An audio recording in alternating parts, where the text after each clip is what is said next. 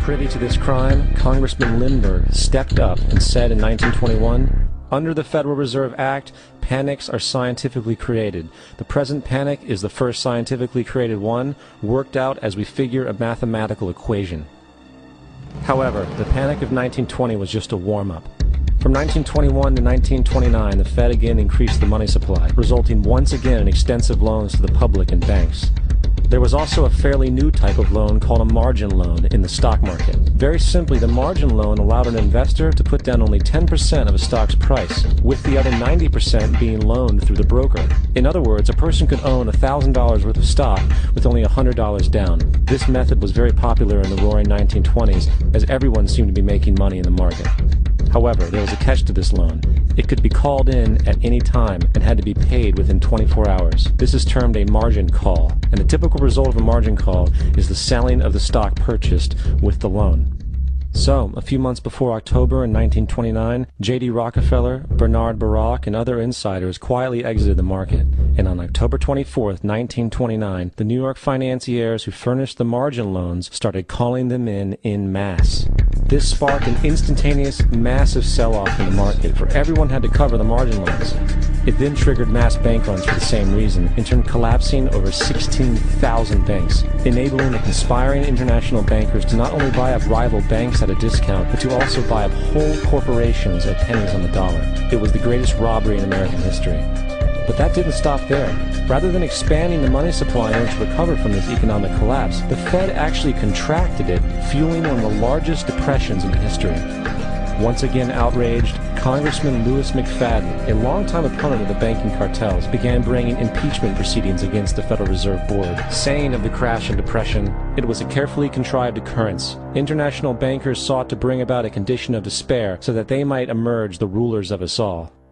Not surprisingly, and after 2 previous assassination attempts, McFadden was poisoned at a banquet before he could push for the impeachment. Now, having reduced the society to squalor, the Federal Reserve bankers decided that the gold standard should be removed. In order to do this, they needed to acquire the remaining gold in the system. So, under the pretense of helping to end the Depression, came the 1933 gold seizure. Under the threat of imprisonment for 10 years, everyone in America was required to turn in all gold bullion to the Treasury, essentially robbing the public of what little wealth they had left. And at the end of 1933, the gold standard was abolished. If you look at a dollar bill from before 1933, it says it is redeemable in gold. You look at a dollar bill today, it says it is legal tender, which means it is backed by absolutely nothing. It is worthless paper.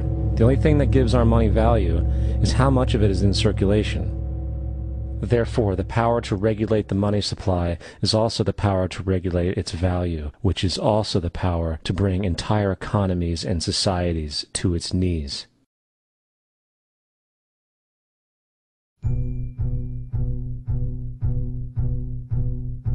It's important to clearly understand, the Federal Reserve is a private corporation. It is about as Federal Express. It makes its own policies and is under virtually no regulation by the U.S. government. It is a private bank that loans all the currency at interest to the government, completely consistent with the fraudulent central banking model that the country sought to escape from when it declared independence in the American Revolutionary War. Now, going back to 1913, the Federal Reserve Act was not the only unconstitutional bill pushed through Congress. They also pushed the federal income tax. It's worthwhile to point out that the American public's ignorance towards the federal income tax is a testament to how dumbed down and oblivious the American population really is. First of all, the federal income tax is completely unconstitutional, as it is a direct, unapportioned tax. All direct taxes have to be apportioned to be legal based on the Constitution. Secondly, the required number of states in order to ratify the amendment to allow the income tax was never met, and this has even been cited in modern court cases.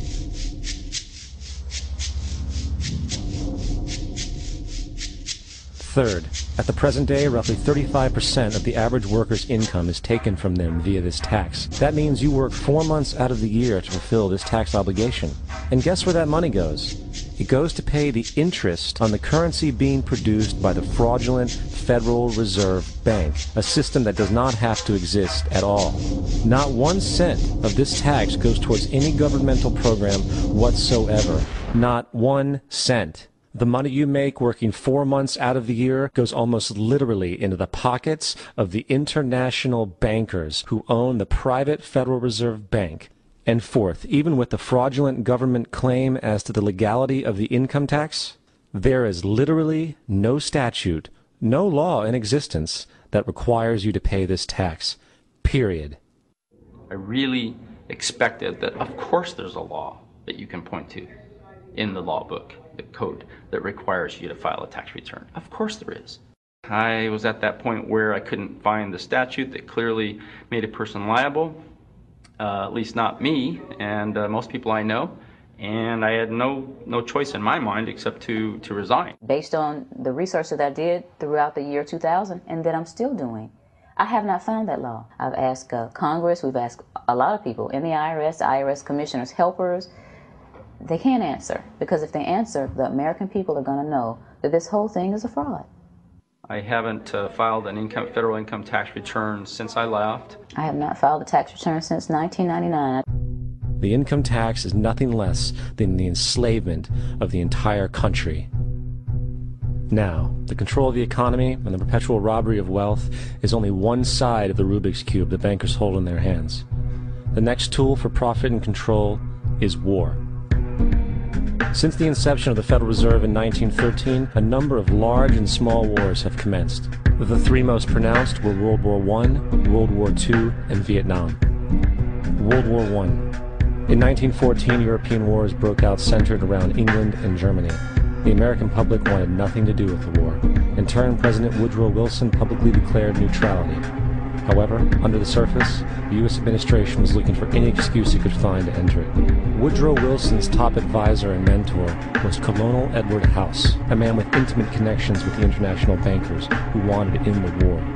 In a noted observation by Secretary of State William Jennings, the large banking interests were deeply interested in the World War because of the wide opportunities for large profits. It's important to understand that the most lucrative thing that can happen for the international bankers is war, for it forces the country to borrow even more money from the Federal Reserve Bank at interest. In a documented conversation between Colonel House, Wilson's advisor, and Sir Edward Grey, the Foreign Secretary of England, regarding how to get America into the war, Grey inquired, "What will Americans do if Germans sink an ocean liner with American passengers on board?" House responded, "I believe that a flame of indignation would sweep the United States, and that by itself would be sufficient to carry us into war." So, on May 7, 1915, on essentially the suggestion of Sir Edward Grey, a ship called the Lusitania was deliberately sent into German-controlled waters, where German military vessels were known to be. And, as expected, German U-boats torpedoed the ship, exploding stored ammunition, sinking it in 18 minutes, killing 1,200 people. To further understand the deliberate nature of this setup, the German embassy actually put advertisements in the New York Times telling people that if they boarded the Lusitania, they did so at their own risk, as such a ship sailing from America to England through the war zone would be liable to destruction.